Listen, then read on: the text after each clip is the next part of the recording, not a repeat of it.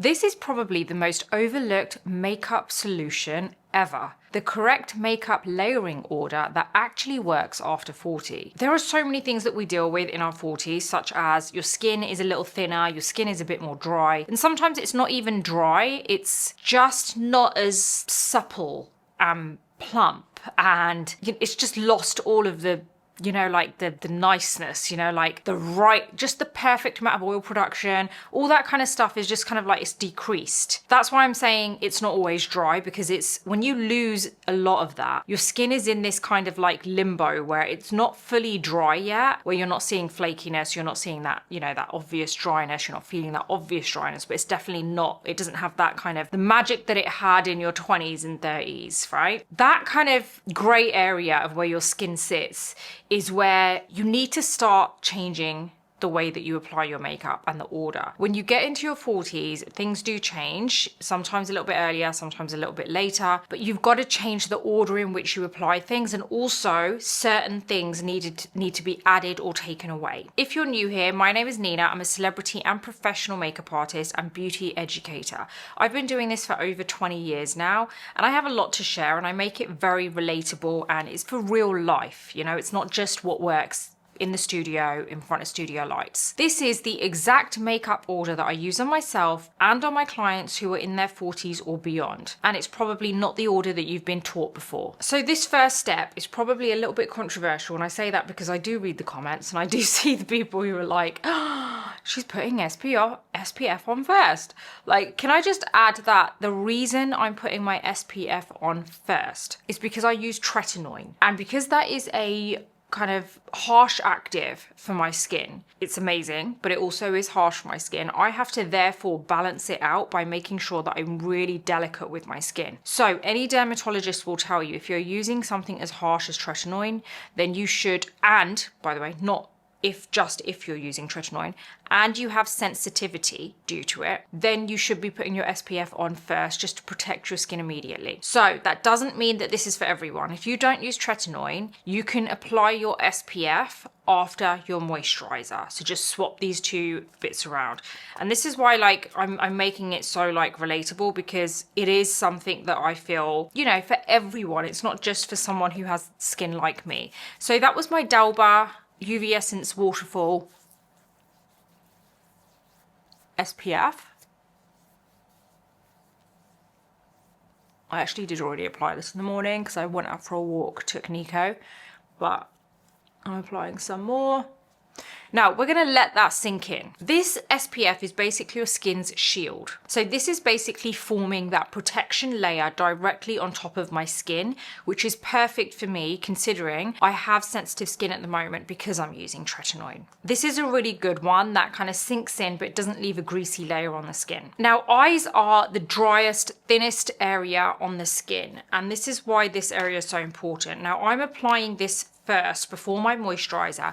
The reason being is because me applying this to my eye area gives my SPF time to settle down into the skin so that my moisturizer is not mixing into my SPF. So I'm going to use my MAC Hyper Real Serumizer, and we're just going to dab this around the eye area. If you go straight in with concealer and no eye cream, it's going to settle into any dryness and texture and crappiness around your eyes. The crappiness and texture that you probably don't even see. It will enhance it and you'll all of a sudden see it. Your eye cream, not only does it obviously benefit your skin and help you with like hydration and everything added, like all the other benefits such as like dark circles and everything and just keeping it supple, it also stops your concealer from looking so heavy. You only need a tiny bit, dab it in, don't rub it in. Now by now our SPF has settled down in our skin, like onto the skin, and it's not kind of like just a layer sitting on top. So now we can go in with moisturizer. Now I use my Calm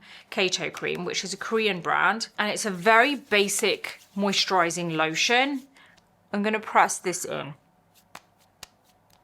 Moisturizer locks in your hydration, but the trick is using the right texture. So don't use something which is too heavy unless you have very dry skin. A heavy cream can end up making your foundation and makeup, like your base, slip. And if you don't have enough moisturizer on, then your makeup can end up like attaching itself to dry patches and then everything looks really patchy. I would say a light, fast absorbing moisturizing lotion works best because it's the perfect smooth base for your foundation, concealer, etc. Now, if you love straightforward beauty tips like this, then you might want to head on over to my beauty and fashion channel. It is NINAUBHIQM Beauty and Fashion Reviews, and there's a mix of beauty and fashion, primarily beauty, but it's very kind of like quick fire videos. So it's stuff like, you know, the top 10 mascaras that don't smudge, the best foundations for over 40s, the best non-transfer liquid lipsticks. Like it's like really straightforward, easy, bullet point beauty videos, but it's also got some fashion videos in there. So like the other day I filmed a top 5 lunch date outfits. So if you like my style, if you see me on Instagram, because obviously you don't see much of me here,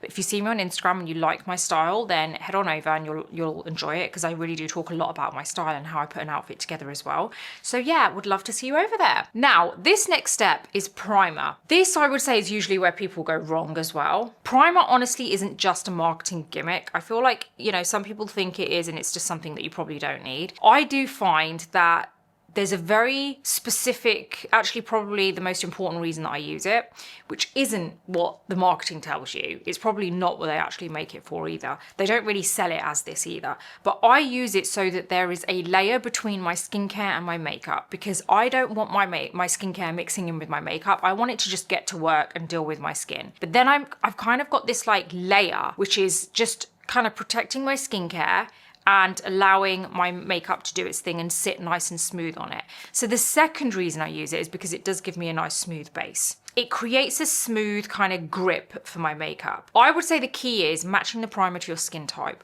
So if you have very kind of like, I would say, I don't want to say dry, because I feel like when I say dry, it reminds you of like flaky skin.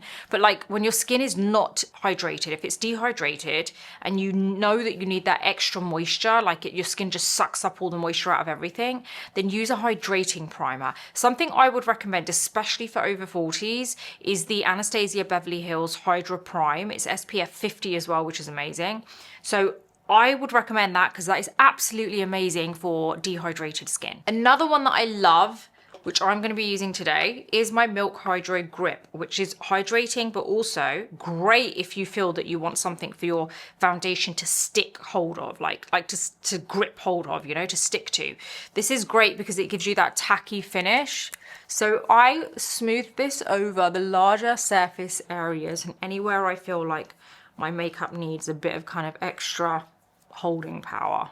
You don't need a lot, by the way, either. I would say put a very thin film of this. You can also, by the way, mix primers together, not physically mix them. I mean like target areas, like target prime. So for example, if you have combination skin, maybe you are oily down the T-zone, use a smoothing primer, something which tightens the pores and is a nice mattifying one. If you have a lot of dryness or dehydrated areas, then on those areas, use the hydrating primer. So you can do that. You can target your primer. And if you like beauty reviews and, you know, like new products, and you want to learn all about the new products before they even come out and want to know whether it's worth buying them, head on over to the Beauty Breakfast Club. It's a community that I've created a couple of years ago. We've got nearly 6,000 subscribers on there, and it's free to join, but there is a pay. I don't know why I keep doing this. There's something on my nose.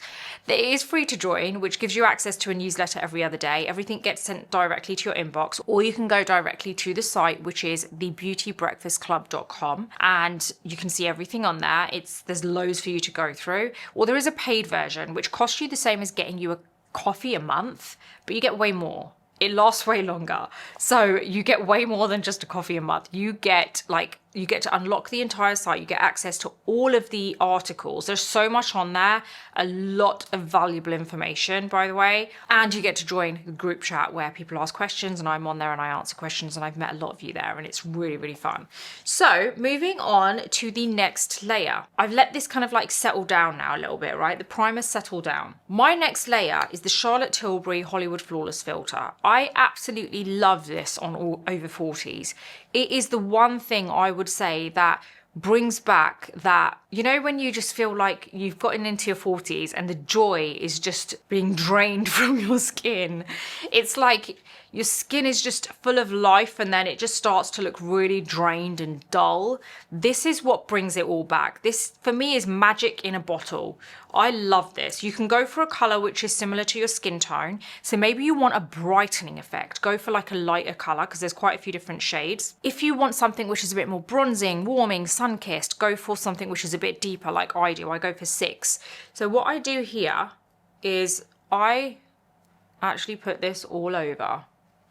I know it's scary, but it's actually so good. Even before I've applied my foundation, you're gonna see this bring the color back into my skin immediately. Like all of a sudden, my skin will not look so pale and drained. Look at that, all of a sudden, it's just alive. I feel like after 40, skin loses its natural luminosity, and this is kind of what brings it back. That was the word I was looking for, luminosity. When I was explaining how it looks drained, like you don't have that kind of magic in your skin, it's luminosity. So basically by layering this glow underneath your foundation, you're bringing back that lit from within glow. It also means you don't have to like heavily rely on like highlighters so much to apply on top because it's kind of coming from within. Now that I've applied my Charlotte Tilbury Hollywood Flawless Filter all over, this has now given my foundation a really nice base to sit on. The trick here with every layer that you apply is to apply thin layers. You don't want thick layers. You don't want anything that starts to feel heavy. If it's already feeling heavy at this point and you haven't even applied your foundation yet, then you've got a little bit too much, like with something or the other. So now we're going to be applying our foundation. I've got my Dior Forever matte foundation in 3W. Now I would say pick a foundation that works for your skin type. I really like this matte foundation because it actually doesn't come out too matte. It's more of a soft matte. So what I do is I put this onto the back of my hand. I've got my 106 brush from BK Beauty. I get it right into this brush and then I do a thin layer on top. Very thin, because obviously if you start going too thick, everything's going to look too heavy. And the whole point is we want that really flawless look with thin layers.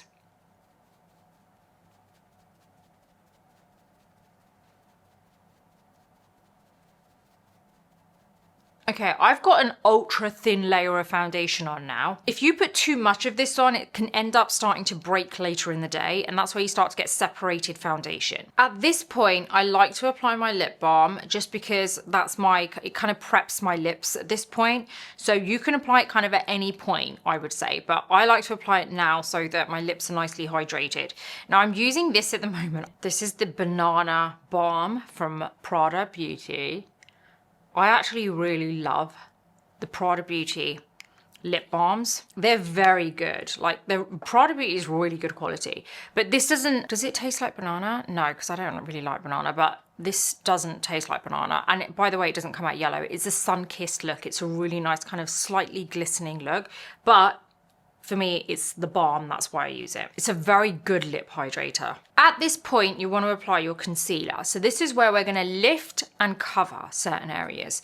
Now, you don't want to end up applying too much of this because it can very easily be done. So what we're going to do is we're going to do our little dashes in the right place. So I'm going to go here. This is my Tarte Shape Tape, by the way. When you do your dashes, make sure there's not a lot of product on your skin. So it's a faint line. Okay, now immediately we're going to get the Charlotte Tilbury Hollywood Complexion Brush. We're going to keep this in the same place, but we're just going to buff it.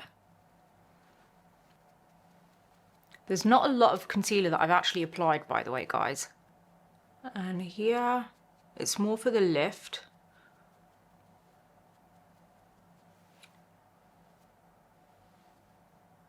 I have got my beauty blender. I want to spray this because you want a damp beauty blender. So I'm using my Charlotte Tilbury Airbrush setting spray. And this is where we're going to do the under eyes. And this is for the cover. Everything else was kind of lift. There you go. See how that's nicely covered the area?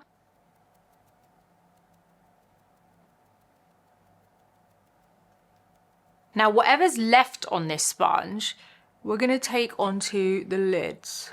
I would highly recommend you getting used to getting these lids prepped and out of the way, like so, and set as well before you do the rest, like set the rest of the face. It's just honestly going to become so much easier for you. Now I've got my Huda Beauty Easy Bake here. You can use whatever powder you want. I prefer this for my skin because I'm not actually that dry on my skin, but if you are, I would suggest using the Laura Mercier Ultra Blur settings like powder. Like on clients, that's what I would use. Okay, so let's now dust this out of the way. This is what I mean by get the eyelids out of the way. It's just going to save you so much hassle, and sometimes you can very easily forget to set them. It's happened to me. So always try and get it out of the way before. Now at this point, we want to move on to the next layer, which is your cream blush. I am going to use my Patrick Tar Major. No, it's not Major. I don't know why I thought it was Major. It's the Double Take Cream and Powder Blush in She's Vibrant. I really love this blush. Didn't think I was going to. It's so hot pink, but I love it. Okay, now I've got my Hourglass 15 brush. Gonna go into that a little bit, not a lot. Take it on the back of the hand or a tissue so you don't have too much product. And this is where you're gonna press this on top, but you don't want a lot of product, so please make sure there's not too much on the brush. You don't want to build up the product. The worst thing you can do is just go straight in with a whole load of product. There you go. There you go, I like that. This next layer is applying a setting spray. It's not so much to set, it's kind of like this film that sits on top of your cream makeup that is gonna actually kind of, I'd say probably set it a tiny bit, but it's not gonna do the powder's job. The powder is there to actually keep it there for long lasting makeup. But this is gonna be a really good trick for you. You're gonna love it because it also continues to keep your skin hydrated as well, but it doesn't allow everything to slip and slide around. Because currently if I was to like go like that on my face, everything would move. This is kind of like locking in all the cream before you move to the powder. So we're gonna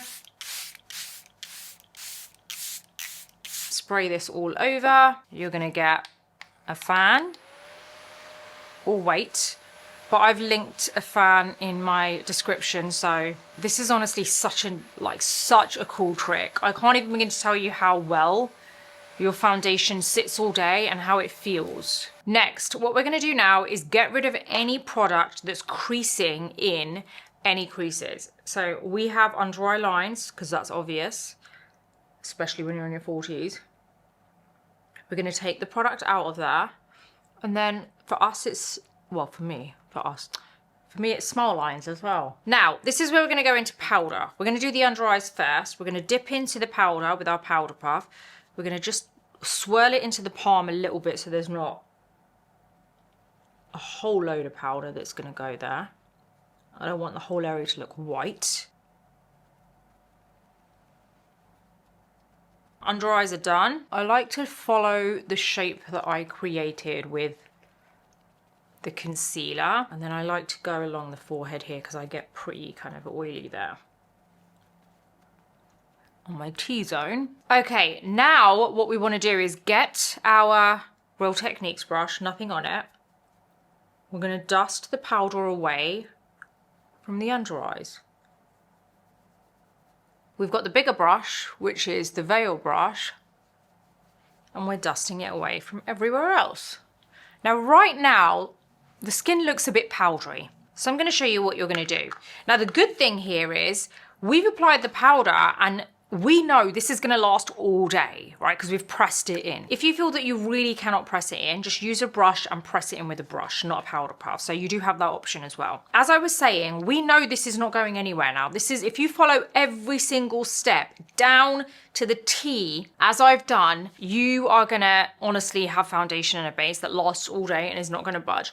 But it does look a little bit powdery now. So what we're going to do now is apply another layer of this setting spray, and this is going to melt all the powder into the skin so your skin looks like skin again. Now you can either get a sponge and just press it in, because sometimes people get droplets, or you can just leave it, or you can use the fan. It's like whatever one you want to do. But let it dry first before you move on.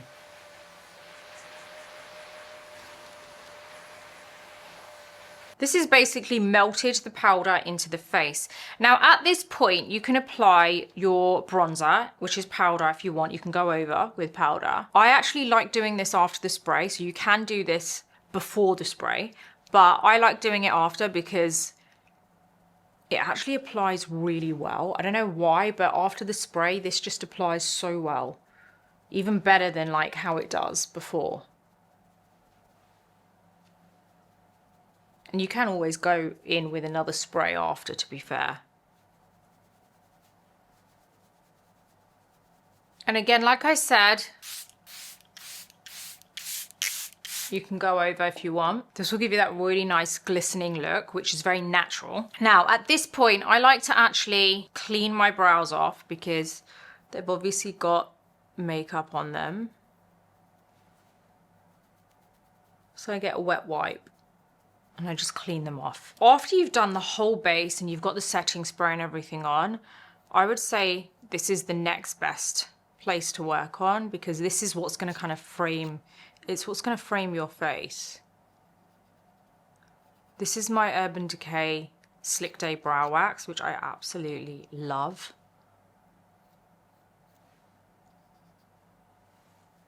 I like to just get this right through.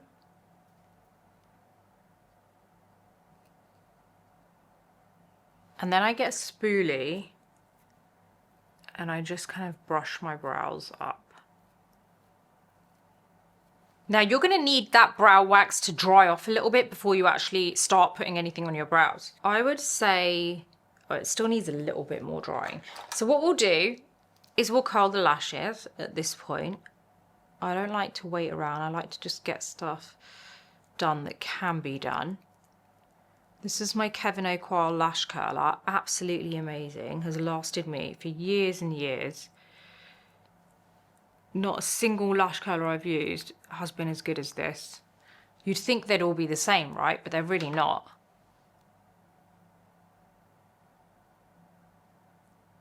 I think I'm going to go with my Dior Overcurl, which I will do after because I think my brows are dry. Right, so this is my Benefit Mighty Fine Brow Pen in 4.5. And I'm just going to draw hair strokes from the bottom.